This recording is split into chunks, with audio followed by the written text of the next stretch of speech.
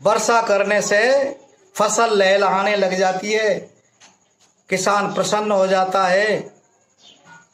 मनुष्य को जीवित रहने के लिए, दुख को दूर करने के लिए अनेकानेक औषधियों को प्राप्त करता है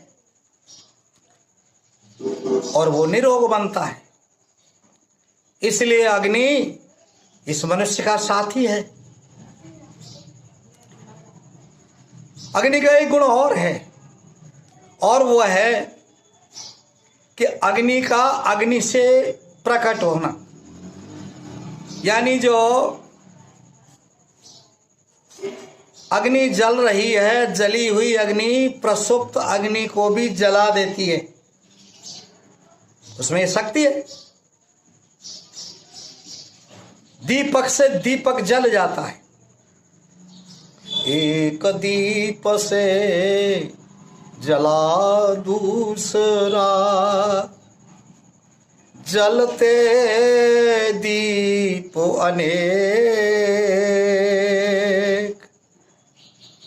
शक्ति से हम सब एक।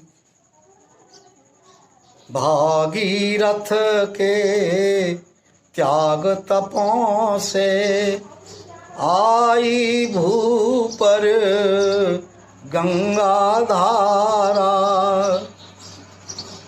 संघ रूप में बही जाह्नवी, माधव ने है सतत समारा। बिना अग्नि के हुआ कि ये सब अग्नि से हुआ। सृष्टि के आदि में परम पिता परमात्मा ने वेदों का ज्ञान दिया और वो श्रुति के अनुसार परंपरा रूप से प्रारंभ हुआ, वो आज तक चल रहा है और आगे भी चलता रहेगा। इसलिए अग्नि से अग्नि प्रकट होती है, एक दीप से दूसरा दीप चलता हुआ आगे बढ़ता है। हम देखते हैं कि पावर हाउस में लिखा रहता है सावधान। किससे सावधान? बिजली से सावधान। इससे सावधान नहीं हुए तो ये माफ भी नहीं करेगी। सावधानी हटी, दुर्घटना घटी। प्रातः सूर्य भी हमको सावधान करता है, हे मनुष्य तू जाग, क्योंकि प्रातःकाल जो दौलत लुटती रहती है उसको प्राप्त कर। जो व्यक्ति देर से जगता है, देर से उठता है, वो आलसी हो जाता है, और जो व्यक्ति सूर्य उगने से पहले ही जग जाता है वो सूर्य के समान तेजस्वी बनता है। इसलिए कहा गया है कि आग हमको सावधान करती है, मनुष्य को सावधान कर रही है। सूर्य चंद्र तारों का जाने, कहाँ बिजली घर बना हुआ, पल भर को नहीं धोखा देते, कहाँ कनेक्शन जुड़ा हुआ। ये जो अग्नि है ये दान के लिए हमको प्रेरित करती है। यज्ञ में जो आहुति दी जाती है, जो सामग्री दी जाती है, वो ऊपर जो है उड़ करके जब भाप बन करके उड़ती है तो इस पर्यावरण को संतुलित कर देती है। लोग प्रसन्न हो जाते हैं, बारिश होती है, चारा मिलता है, पशु प्रसन्न होते हैं, खेती में लहलहाट आती है। इसका एक गुण पचाना भी है, पका देती है, फसल को पकाती है। अगर सूर्य नहीं निकले तो फसल पक जाएगी, नहीं पकेगी। और चंद्रमा उसमें रस भरने का काम करता है। मनुष्य का जो पाचन संस्थान में अगर इसमें जठराग्नि प्रदीप्त नहीं हो तो मंदाग्नि शुरू हो जाएगी। व्यक्ति कुछ दिन समय पश्चात ही सर्वमयी पूर्णभम स्वाहा हो जाएगा। इसलिए जठराग्नि उसको जीवन देती है, उसको जीवन में बढ़ाती है। और आचार्य अपनी बुद्धि के द्वारा शिष्य के अनुभवों को बढ़ाता है, उसकी योग्यता को बढ़ाता है, उसको तैयार करता है, उसको योग्य बना देता है। अग्नि से सब प्रकार के मूल्यों में वृद्धि होती है। कच्चे घड़े को पका देने से उसका मूल्य बढ़ जाता है। लोहा, तांबा, सोना आदि जितने भी खानों से निकलते हैं तो इनके साथ मिट्टी, अनेक प्रकार के पदार्थ निकलते हैं, लेकिन इनको शुद्ध रूप में ठीक करने का कार्य, वास्तविक रूप में लाने का कार्य कौन करता है? अग्नि करती है। अग्नि मूल्य में वृद्धि कर देती है। सूर्य की जो किरणें हैं इसमें सभी रंग विद्यमान हैं, सब रंग मिल रहे। हम कभी कभी सप्तरंग भी देखते हैं। उस परमपिता परमात्मा की इस कर्मी में ये सब प्रकार के रंग हैं।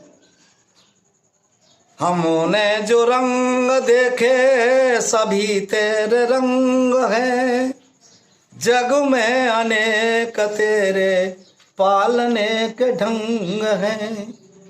तुझो को तो छोटे बड़े सबका ही ध्यान है, कितना महान है तू, कितना महान है। प्रभु सारी दुनिया से ऊंची तेरी शान है, कितना महान है तू, कितना महान है। वो परमपिता परमात्मा इस अग्नि के द्वारा कितना बड़ा यज्ञ कर रहा है, कितना हमारा ध्यान रख रहा है।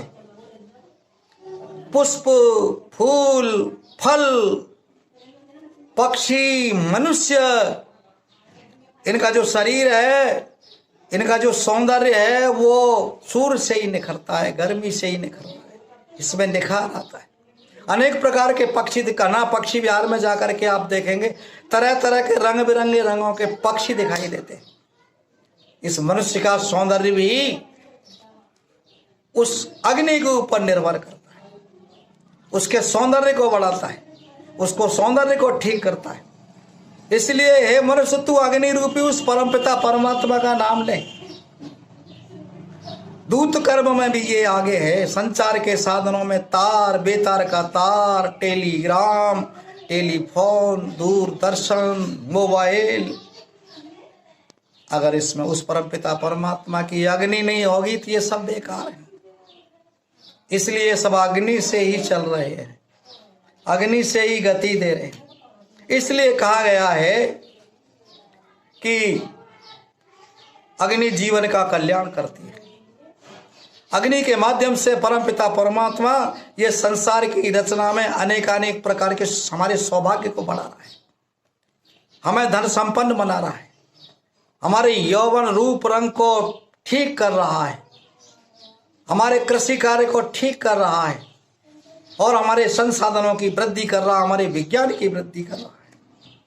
इसलिए ऋषि दयानंद ने इस मंत्र को स्वस्थि वाचन के लिए प्रथम मंत्र घोषित किया है।